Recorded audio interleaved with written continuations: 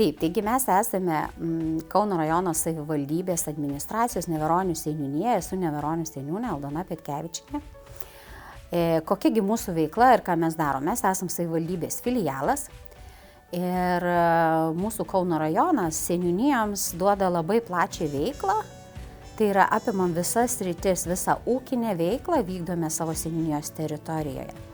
Kadangi esame atsakingi už tą teritoriją ir kiekvienas seniūnas neišimtis ir aš norime, kad mūsų teritorija būtų kuo patrauklesnė, kuo labiau infrastruktūra pritaikyta gyventojams. Čia atsikelia labai daug jaunų šeimų, nes gyvenvietė Neveronis yra besiplečianti. Taigi atsižvelgdami į tai ieškojame tų laisvų vietų, erdvių, kur būtų galima žmonėm pailsėti. Neveronis tai buvo ta gyvenvietė, kuri neturim, yra privatūs sklypai ir labai mažai valstybinės žemės plotų buvo ir taip viskas prasidėjo nuo paieškos sklypų, kuriuos galėtume iš NŽT panaudos sutartimi visuomenės poreikiams pritaikyti.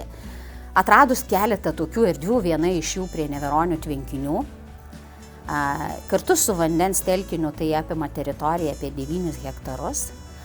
Ja gavus, pirmiausia, mums kokia užduotis pirmiausia buvo, tai ką daryti, kaip sutvarkyti. Tai labai džiaugiamės, kad turim iniciatyvę bendruomenę, kur gyventojai išreiškia ne tik savo pageidavimus, ką norėtų, kaip pagražinti norėtų, kaip norėtų, kad būtų erdvės pritaikytos jų poreikiams, bet tiesiog ir pasiūlė konkrečiais darbais prisidėti. Taigi pats pirmas žingsnis, kas buvo, tai buvo talkos kartu su bendruomenė, išvalyti tvenkinius nuo apaugusių, apžėlusių krūmokšnių, kai visiškai tie tvenkiniai buvo pasislėpę juose ir net nesimatė vandens, tai buvo atverta gražus vaizdas, atsivėrė pats vandens telkinys, na ir vėliau kiti žingsniai buvo galvota, tai kągi galime sukurti kokias erdves, kad būtų pritaikyto žmonių poilsiui, laisvalaikiui, kultūriniams renginiams.